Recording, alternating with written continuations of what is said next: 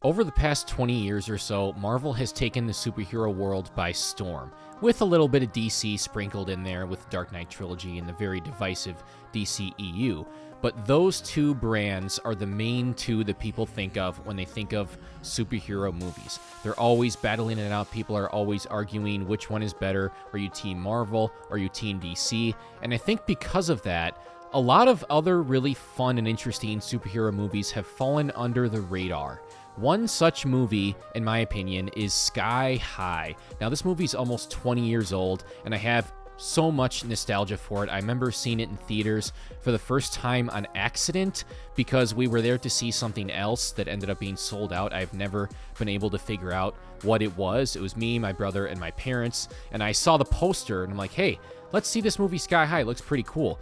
And it was. And throughout the years, I keep worrying that, as I get older and once I became an adult, is this movie going to age poorly? And I think in a few aspects it does, but not in a way that bothers me. I still very much enjoy this movie as an adult. Nostalgia definitely plays into that, but I also just think it's an incredibly quotable and rewatchable film, possibly even more rewatchable than any of these Marvel or DC movies. I am not exaggerating whatsoever with that. Let's dive into why. First off, this movie has very memorable music, both the score and the soundtrack. Michael Giacchino is one of the best composers working today, and his score for this one, I think, is great and one of his most underrated. It has a really good mix of heroic music, but also at times kind of intense, dramatic music as well. I feel like his score in this movie really falls under the radar and kind of gets overshadowed by the soundtrack, which I also think is really good. It's a very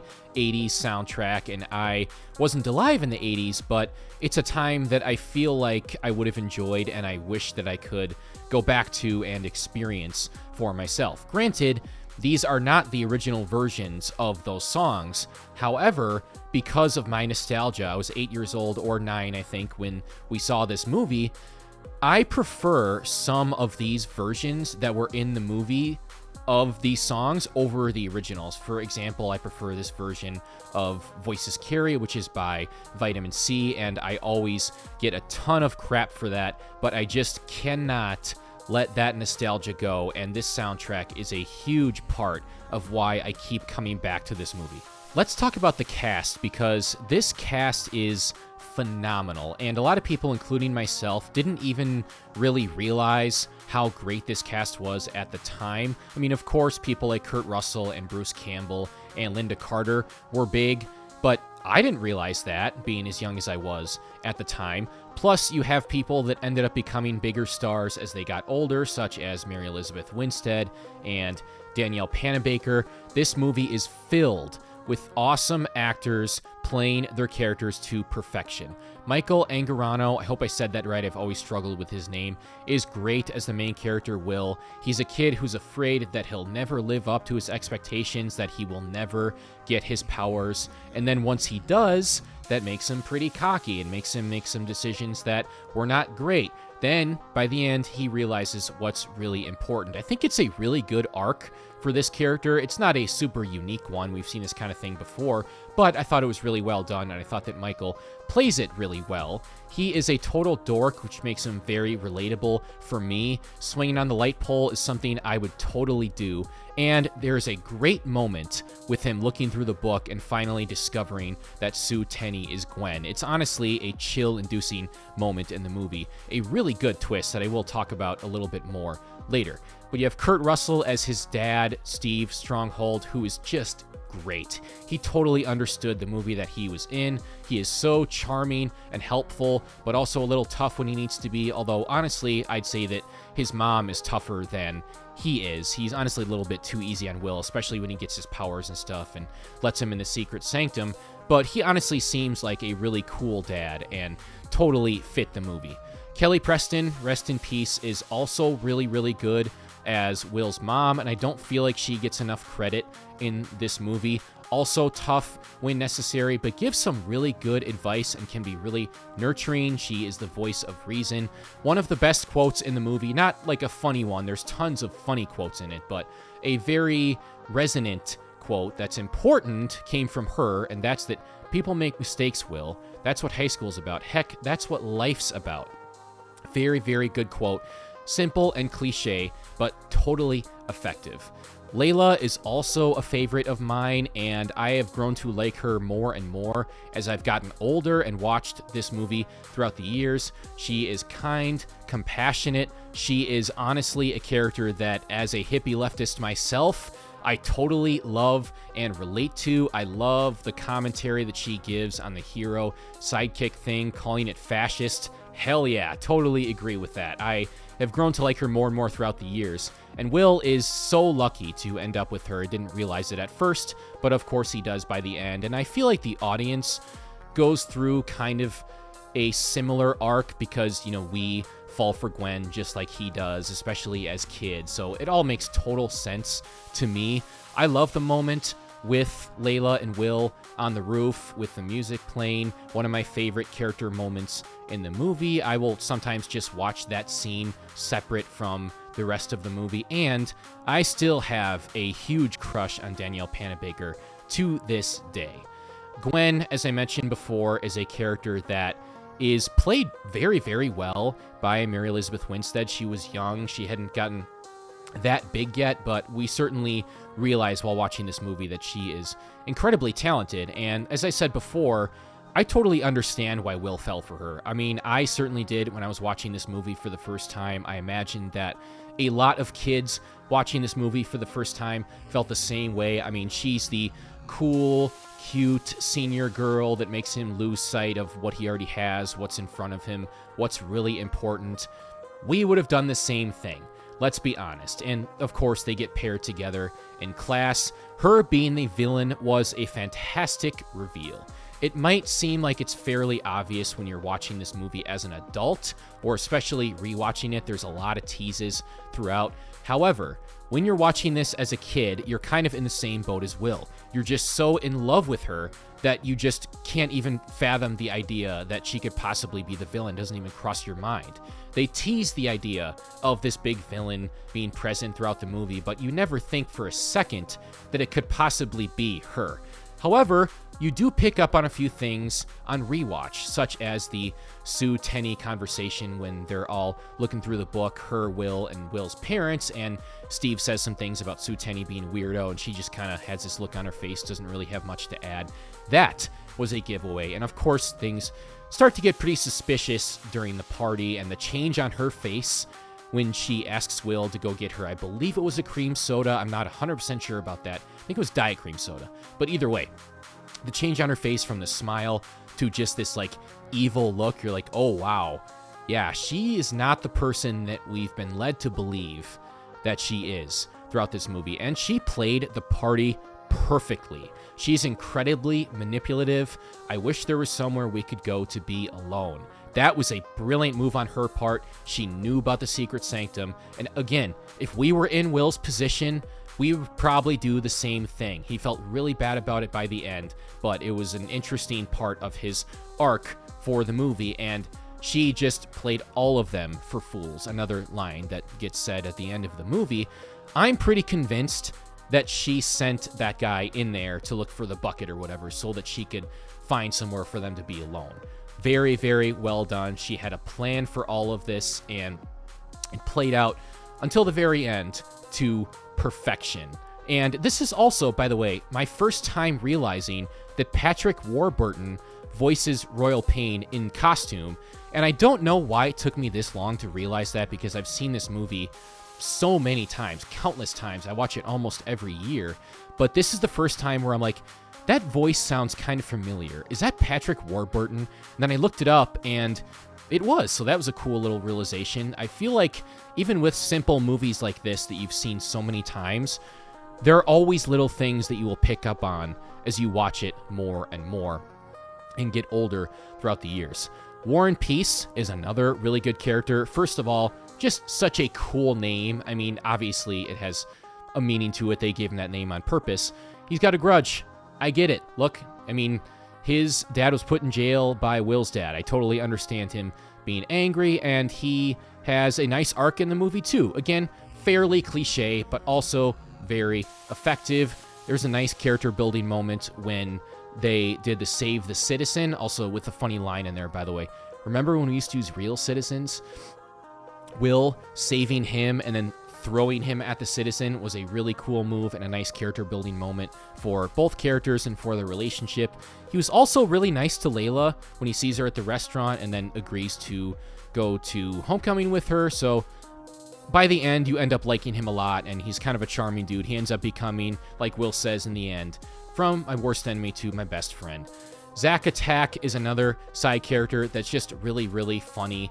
And again, not a super deep character, doesn't really have much of an arc in the movie, but I love that he gets his powers at the end. We teased it earlier with the flashlight, and he has the great moment with Coach Boomer when he claps, and he's like, what is this? Like, nobody can see anything. He's, well, if you cup your hands. Such an awesome moment, such a funny character. I got dibs on Zack Attack. Just continuing with the fun side characters, Magenta is one that I feel like doesn't get enough credit. Doesn't have, again, a big arc in the movie or anything like that, but I always find it funny when she turns into the guinea pig and is like, bite me, the little high voice that she gets, and she comes in handy at the end. She saves the day, she crawls into the vent and chews the wire to prevent the school from falling onto the ground. So she comes through at the end, just like every character does, honestly. It's like all these characters have a purpose in the movie, and they all have a role to play, at least in the final battle, if nothing else. Ethan is another one. He's a cool guy. He's a really nice guy. Of course, butt kissery is his power, so he sucks up to everyone. Is that your power? Butt kissery? Very funny, sir. Another fantastic quote in the film. But melting, just like being able to shapeshift into a guinea pig, seems like a strange power, but it comes in handy at the end when he is able to act like he had been flushed down the toilet to trick Lash, or when he turns into a puddle to make Speed slip when Speed is fighting with War and Peace. So all of these characters come through and use their abilities for something good in the end. Let's talk about the legend himself, Ron Wilson. This guy is awesome. He is incredibly loyal and just a fantastic, he doesn't have any powers, but he does whatever he can to help the heroes. Of course, he gets the powers by the end, but he is a quotable character. Sorry, a funny character. Him practicing his moves with the broom was hilarious, further destroying his windows that had already been destroyed by Coach Boomer. Speaking of Coach Boomer, Bruce Campbell is awesome in this movie. Just like Kurt Russell, he totally understood the movie that he was in. Him yelling sidekick, echoing throughout the entire school, even outside, and again, breaking Ron Wilson's windows was such an awesome moment. And of course, you have the side kick when he kicks the ball, and what's your power? Butt kissery. Super spit, sidekick. Acid spit, hero. And then when the guy shapeshifts into him and he calls him a hero and gives him a good game coach. So many great moments with this character. Every moment he's on screen is absolute gold. I also thought it was really funny when he was angry on the double date, even though he was the one who suggested it earlier on in the movie. He was like, what if I said she wasn't just her twin, but her evil twin? And that came back around in a really nice way. But don't worry, we are not done with awesome side characters. I still do freelance. All American Boy. What I think the movie did really well with this guy is they showed how poorly sidekicks get treated and kind of how sad their lives are in a funny way. So they had the commentary, but it also fit the tone of the movie, how, you know, he really looks up to Steve and Josie, and the fact that they don't really talk about him, and the line about not having time to go through scrapbooks.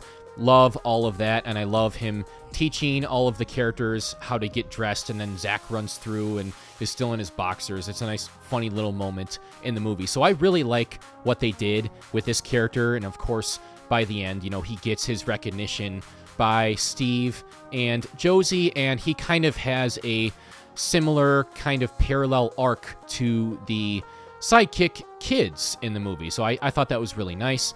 Linda Carter as the principal, amazing. Of course, at the time, I didn't even know about the original Wonder Woman. The only Wonder Woman I knew was the one from the Justice League animated show, which is fantastic, by the way. Probably my favorite thing DC has ever done, aside from The Dark Knight. But didn't know who she was, so I didn't even really understand the fantastic meta Wonder Woman line that she gives. I'm not Wonder Woman, you know. So good. And lots of people, the adults in the theater, laughed really loud, and I didn't really get it at the time. But now I recognize how great of a joke that is. Again, simple but effective, and she just oozes this authority. We don't even get to see her that much in the movie, but she steals every scene that she is in.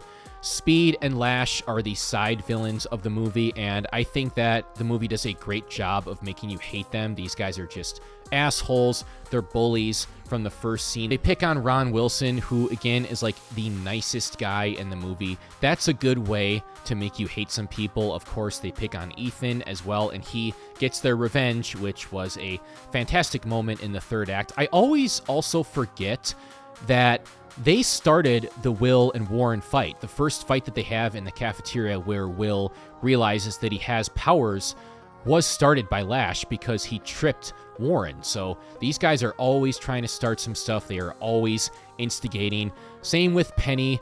Penny is a character that doesn't get a ton of screen time, but it's like every time that she or they, however many of herselves there are, is just a total asshole. I mean, taking up all of the seats so that the sidekicks can't sit there was a massive dick move. Although she did kind of redeem herself by the end when she warned Layla about what Gwen's plan was.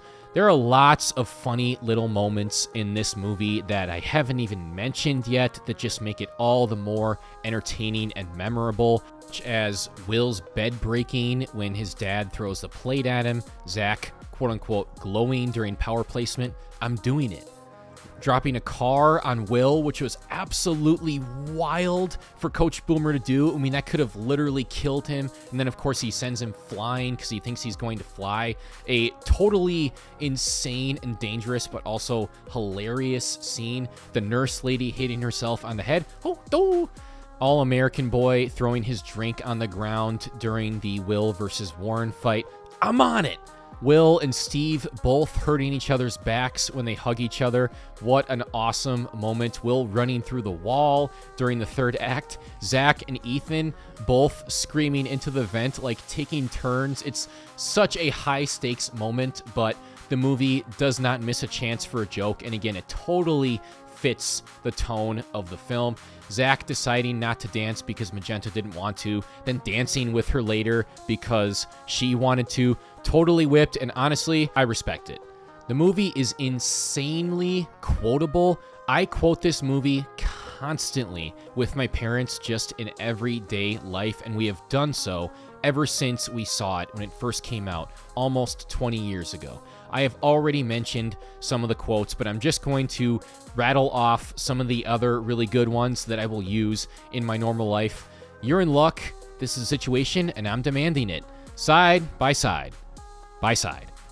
I took away your Xbox, but I don't have an Xbox. Saved my life once, too. Oh, what's his name?